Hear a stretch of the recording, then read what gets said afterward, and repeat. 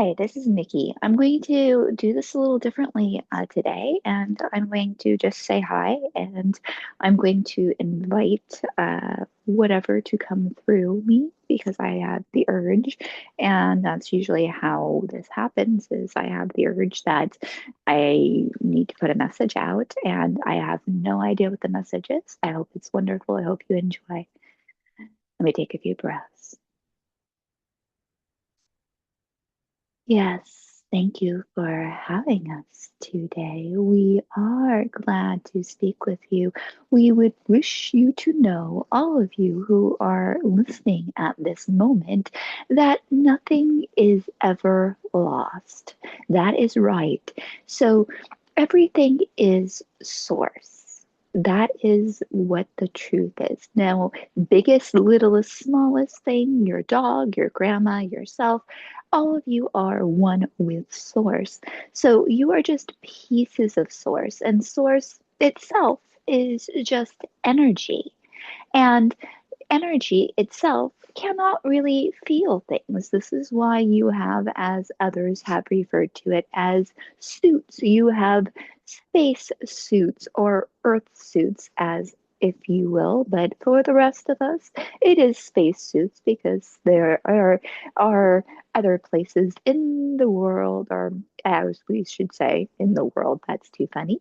We pulled from her vocabulary, not ours, in the universe that besides your world. You see, when we picked words from her, you guys are so earth centric. Remember back when you thought everything revolved around the earth, rather the earth revolving around the sun. And this makes sense because spending too much time contemplating what's out there, how would it be different, how would it be better, you might miss what your job is here. And again, your job here is very simple, is to experience what can be experienced in a physical body.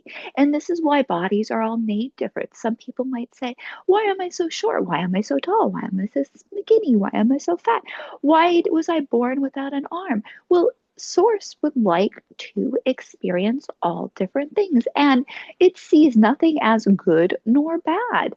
And the thing is Source itself did not order this. You have an individuated piece of source that you have been using for quite some time, most of you. Most of you are not freshly incarnated, and especially if you're willing to listen to channeled information, you have been here on and off for an infinity. So here is the thing, you make choices before you come into a physical suit of whatever nature it might be. You make a choice and you have groups of people that you make choices with. And again, once you start splitting off from source, you start getting what people might refer to as uh, eco ego, a personality, that sort of thing. And so you're what they refer to as soul, which makes sense because actually nothing would make sense if we were to explain it to you. However, we need to explain it in words that would be understandable. And this is why we use oftentimes people to channel for us because you might hear us and you can hear us on this channel, by this channel. You might hear us in your own head and think, preposterous. However, she is willing to open up and let us flow. So, as we are saying, you make choices before you get here. And this is what people refer to as soul contracts and whatnot.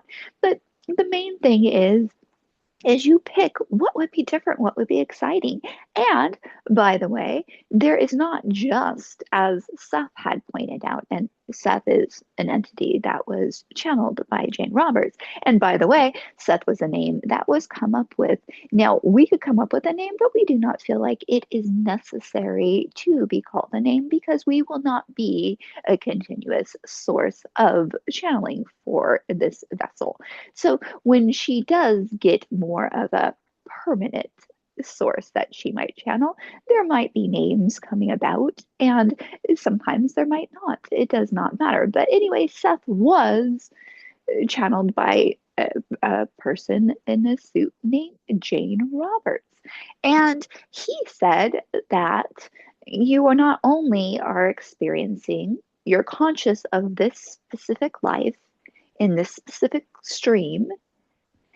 However, there is infinite amounts of you in this sort of suit having very different experiences. So when you turn right, they turn left. When you didn't marry that person, they did. So your job, again, is to experience things for source and to get a wide variety, just like you have lots and lots and lots and lots of different places you can go watch many, many, many different shows, anything that you are interested in. That is the same thing with Source. Why would Source want to be just stuck with one thing? Most of you, again, aren't interested in just one thing. And this makes it interesting for Source because, again, energy doesn't just feel. Now, energy can create, energy can, again, split itself off into things and move into things, but it cannot experience stuff all by itself. Now, once you become conscious and once you become aware of that, then you can be what is referred to as a conscious creator and help write your story. Because according to, again, Seth, we're using Seth's words because she has been listening to Seth quite a bit in some of the lost teachings, as they refer to it, of Seth. And you can eventually become the being that writes your story instead of unconsciously letting it happen to you. However, it is up to you. The thing that we'd like you to know with all of what we just said for you is nothing is ever lost. So she, the one who is channeling currently, had a beloved pet. Actually, her grandparents did, had a beloved pet that she absolutely loved and adored. And up until she was about 8 years old, it was her very best friend. And she had a dream that she just woke up from not too long ago. And this is where we said, hey, let us come through. She had a dream, and this dog came to her and was sitting on her lap and loving with her. And it was a dog that she did not know. It was not one of her three dogs that she has. And this dog looked a lot like her grandparents' dog, minus the white tips on her feet because the dog's name was Tippy. But she felt that same energy and she said, this is Tippy. It's a different version of her, but this is Tippy. And then everything in the rest of the dream disappeared. And she was sitting there alone and she heard a voice saying, nothing is ever lost.